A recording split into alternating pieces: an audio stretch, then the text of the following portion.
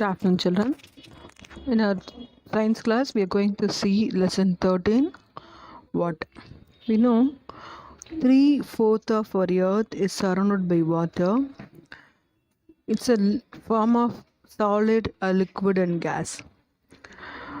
Earth is found mainly in oceans. We have a 97.25% of water, as well as in the polar region, we have a Arctic region. In that, the water has been in the form of glaciers.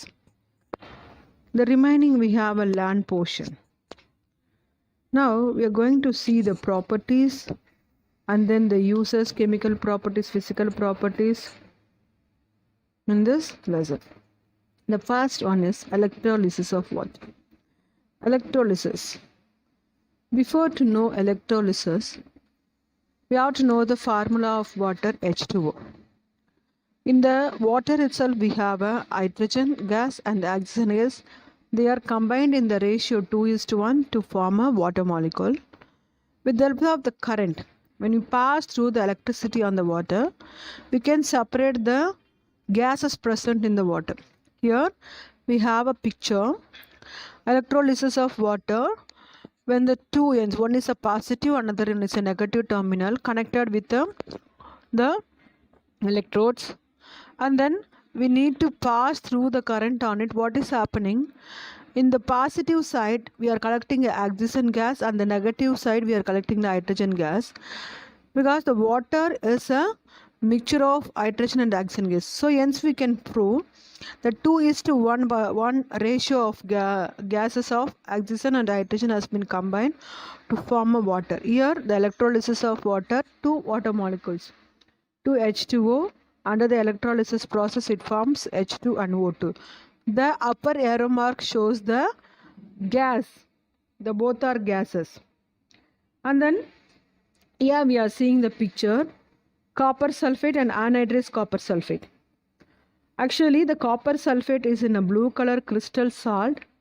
When the water molecules we can remove from the crystal, it turns into white color. Anhydrous means removing water.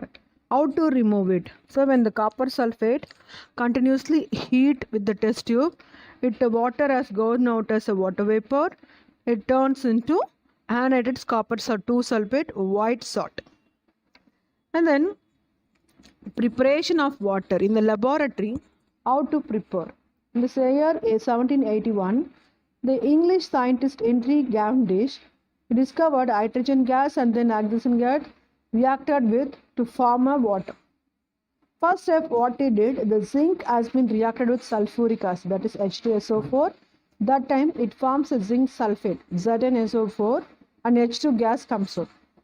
When these H2 gas burns with the oxygen, we know oxygen is helping for the burning, and it forms a water molecule. So the metal oxide can be reduced. At that time also it forms a water. So C6H12O6, it's a formula of glucose. When the time of animals and plants breathing, they are taking oxygen. So in our body also we have a glucose after the digestion process. It converted into 6 carbon dioxide, 6H2O, and then it releases energy. Then the Henry Cavendish is the first person to tell about the hydrogen has been burned with the oxygen to form a water. Next, the laboratory preparation of water. In that we need to have an apparatus like this. So we need to have a anhydrous calcium chloride, dry hydrogen gas, and then hydrogen gas burning flame to have a side connected of a conical flask with another jar. So how to prepare? First, what we need to do, the first step, we need to pass the hydrogen gas through that pipe. These hydrogen gas is contacting to the next segment, we have anhydrous calcium chloride. Then when it is passes through the anhydrous calcium chloride, we are getting a dry hydrogen gas. So we have to calculate it is dry or not. So what we need to do, we need to show the flame near to the knob. It's burnt into the blue color. After that, what will happen? We need to pour the cold water in the next tilted conical flask. Then what is happening? It is cooled down there, and then it gives out a distilled water, and then one side it gives a warm water outlet. So in the laboratory we need to prepare a water in this manner. Properties of water. What are the properties the water has? First, physical. Physical means it's a looking. Pure water is a clear and transparent liquid. It is colorless, odorless and tasteless. Colorless means it doesn't carry any color. Odorless means it don't smell. Tasteless doesn't have any smell. Boiling point. So what is the temperature? It is boiling. The water's boiling point is 100 degrees Celsius at a 1 atmospheric pressure, because and our atmosphere is surrounded by air, so we need a pressure. And then it changes into either it may be a gaseous or water vapor after 100 degrees Celsius. Pure water boils at 100 degrees Celsius at 1 atmospheric pressure, and then it freezes at 0 degrees Celsius at 1 atmospheric pressure. A pure water has a density 1 gram meter per centimeter cube. Density, you know, its volume. Then here we have a boiling point of water is more than 100 degrees Celsius, and then freezing point 0 degrees Celsius. This freezing point water the temperature decreases and then it turns into a ice cube. When the skates move on ice floor, here they given telling about when the skaters were moving on the ice cube, pressure lowers on freezing point, the ice melts underneath the skate. So what will happen? We are giving a pressure over there. So when the person is skating, the ice is melt and then cool down into a water. When the skaters move forward, the pressure is decreased and the water refreezes to ice again. So those are a cold region. When they are moving, that time we are giving away pressure, it is into water. After they move out from that place, those water this immediately turns into ice. Density. So when ice cubes are put in a glass of water at a room temperature, they float on the surface of the water. Because of what? When the water has been converted into ice cube, it turns into a solid, then the density is less. So because of the lighter particle, the density is low. That's why the ice is floating on the water. Likewise, the frozen areas also, when the lake or whatever the water body, the bigger frozen ice flakes are floating in the water. Here they are given a temperature and the density of the water at the particular temperature. 0 degrees Celsius 0.91 G per cc, and then 0 degrees Celsius 0.9. So they are saying about ice and water. 4 degrees Celsius 1 gram per cc. If it is less than 4 degrees Celsius, it is less than 1 gram. Anomalous expression of water. What they are saying, ice, the volume of the ice is more than a water because that is a solid state. It's a physical property based on which it freezes 0 degrees Celsius. So this will be freezes, the water in the water pipe will freezes at this temperature to ice. So when water is in the water pipe also, then the 0 degrees Celsius it was freezes. If the pipes are not strong, they can crack. Because of what? When they are freezing, the density is increasing. Obviously what is happening? The pipe has been breaking. The expansion is taking place. Next, latent heat of fusion of ice. So we need to take some of the ice and then keep it in the beaker. We need to keep the thermometer in that beaker to observe the temperature. So till the ice melts, what is the temperature we need to observe? Obviously the room temperature. It makes the ice to melt. There is ice highest latent heat. Latent heat means when it is changed from a ice cube to a water is 80 calories per gram or 336 joules per gram. The freshness of the fish and meat can be placed in by them contact with ice. Yes, when we keep the ice, what will happen? The things will not spoil out. They will be good for a long time. Because of what? The temperature will be low and then it will extend for a period of time. Latent heat of vaporization of water. Yes, we know obviously the water's boiling point is 100 degrees Celsius. Once the water has been attained 100 degrees Celsius, what will happen? It turns into a water vapor. This temperature we can call it a latent heat of vaporization of water. When the steam comes out from the water, it has highest latent heat of the vaporization and its value is 540 calories per gram or 2 in the joules, 2268 joules per gram. Specific heat capacity. In the heat lesson we studied, it is a temperature to rise 1 degree Celsius in the 1 second. That is called specific heat capacity. And then Chemical properties. So chemical properties, when the action towards a litmus paper, it doesn't show any color changes because water is not acid or base, it's a neutral in nature. Next, stability. Water is very stable compound, it does not decompose into element. When we heated the water decomposed from hydrogen and oxygen gas. Next property is catalytic nature. Water is act as a catalyst in number of reactions. Catalyst, the meaning of the catalyst, it speeds up the reaction. In the presence of sunlight, the traces of water reaction that exposed to produce hydrogen chloride. Then the reaction with metals.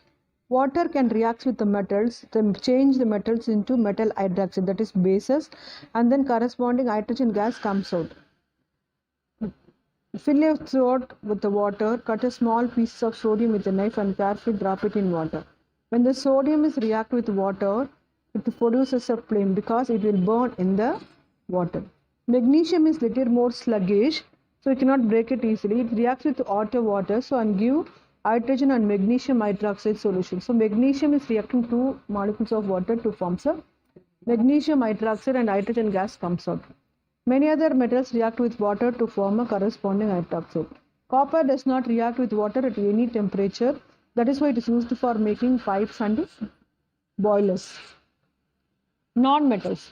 So red hot carbon react with the steam to produce a carbon monoxide. So carbon plus water in the temperature 1000 degrees Celsius, it forms a carbon monoxide.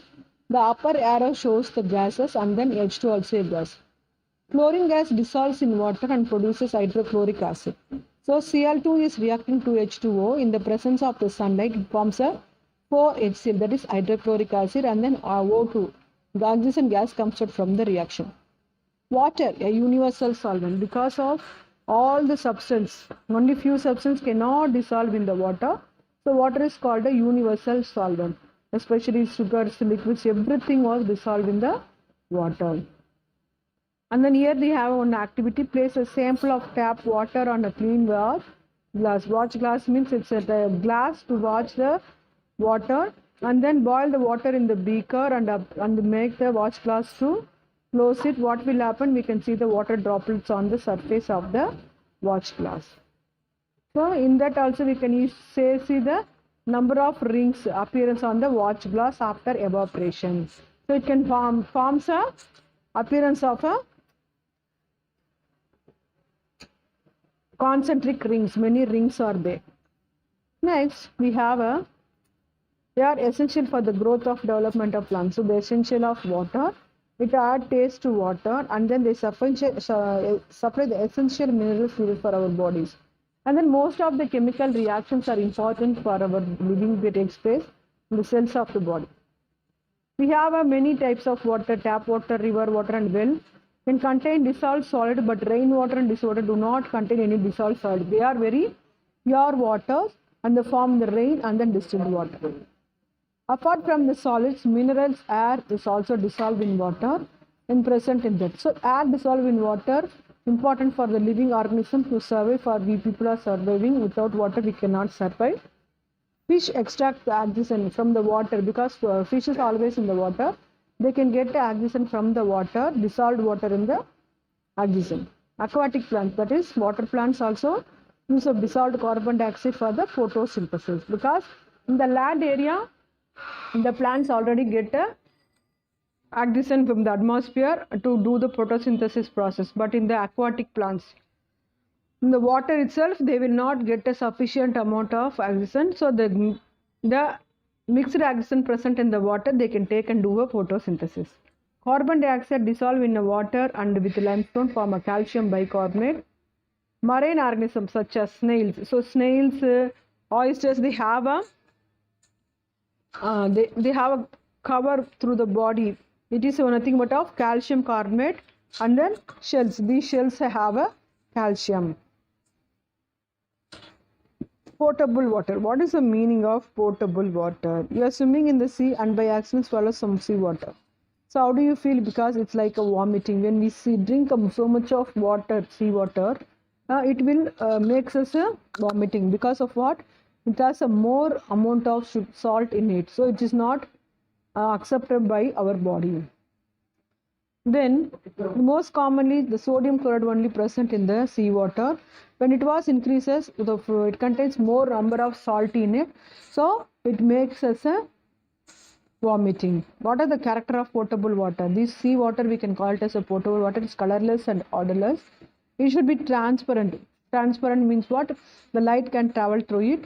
It should be free from harmful microorganisms such as bacteria, virus, and protozoa. It should be free from impurities. Impurities means no other dust particles will be present in it.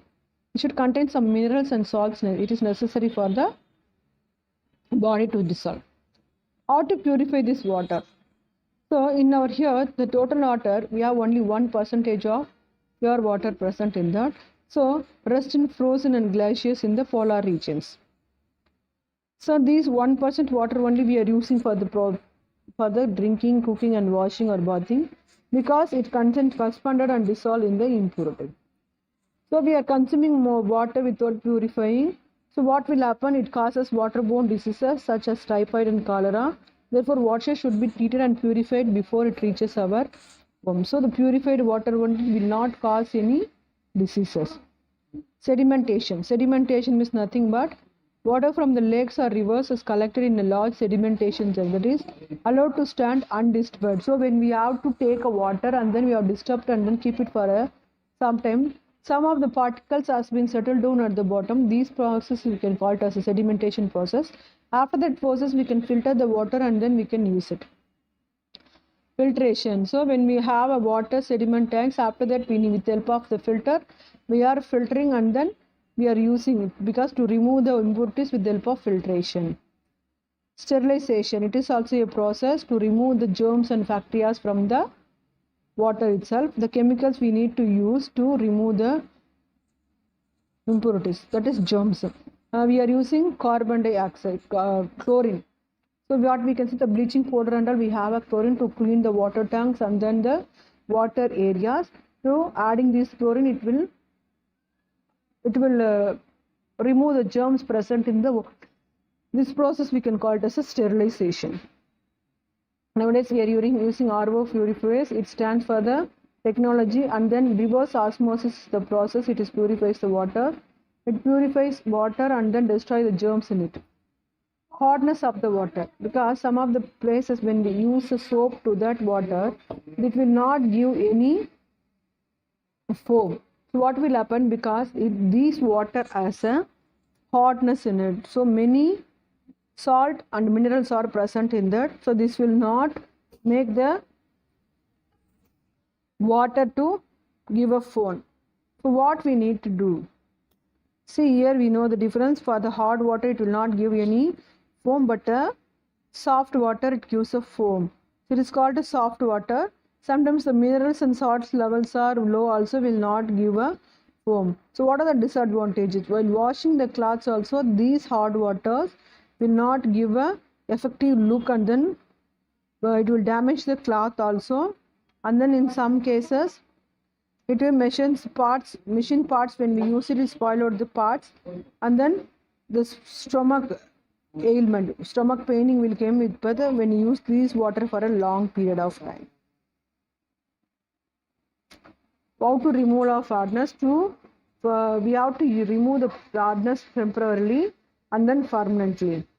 Boiling. When we boil the water, the minerals present in the water settle down at the bottom, then we can get the soft water. Adding washing soda. When we use the washing soda, that time also what will happen? It is useful for the washing. Ion exchange. When we exchange the ion with the help of the laboratory, we can change the hardness. Distillation is also the process to change the temporary hardness in the water. Then water resources. So we have many water resources. Totally we have 7 major rivers in Tamil Nadu, and then 41.948 tanks are traditionally used in Tamil Nadu to collect the rainfall. So we have a rainwater harvesting. About 90% of the available surface water has already been tapped mainly for agriculture and irrigation. So what are the sources of water pollution? We know because of the industries only the water pollution has been taking place, and then throwing a garbages also making the water pollution. Household detergent, so we are using often the detergents to wash our clothes and then cleaning our household. So in that the chemicals present in the household detergents that may also make a pollute the water. Domestic sewage, that is nothing but of the waste from our houses disposed when we throw the bodies also, it can make a polluted. Then waste and plastic, domestic waste. So here they are showing the domestic waste and plastic. These also disease carries and then make the water unhealthy.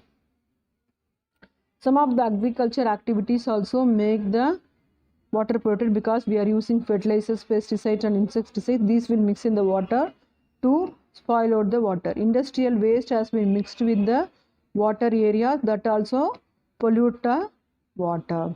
Then thermal pollution, oil spills. So when the oil has been spilled into the water, oil will not mix into the water. So what will happen? This also make a water pollution. Thermal pollution. So large amount of water for cooling purpose in the nuclear power station, atomic power station, when we are producing a current. So that time some of the radiations will mix in that. It is also polluting the water. Common pollutants. So pollutants are generally, we are having a domestic means the household pollutant, and then agriculture pollutant. Next we have a types of pollutants: sodium sulfate phosphate in the detergent, plastic fibers and microbes in the plastic clothing, and then beauty products and screen product. DTD, insecticides we are using for the agriculture process. Nitrate and phosphate, they are the fertilizers we are using for the soil. Lead, mercury, cadmium and arsenic, these are present in the chemicals, textiles and the leather industries, and they can dumping on the solid wastage to the water, it can be pollute the water. How to controlling of water? So we can use the washing powder and soap for the biodegradable. Biodegradable, it can be easily degraded by the microorganism. Water clothing is made from natural fiber, so we should not use a clothes made by the laboratory. Synthetic cloths we should not use. So we should not throw the wastages into the water. And then recycle and the non-recycled biodegradable not cause pollution. Then the domestic waste should be treated properly. We should treat properly to remove, throw it from places. Bioplastic you can use instead of using the pest controls. Compost made from the cow dung, garden waste and kitchen waste or fertilizers. Water released from the industry should be treated before being discharged or disposed. So these are all the steps we need to follow to reduce the water pollution.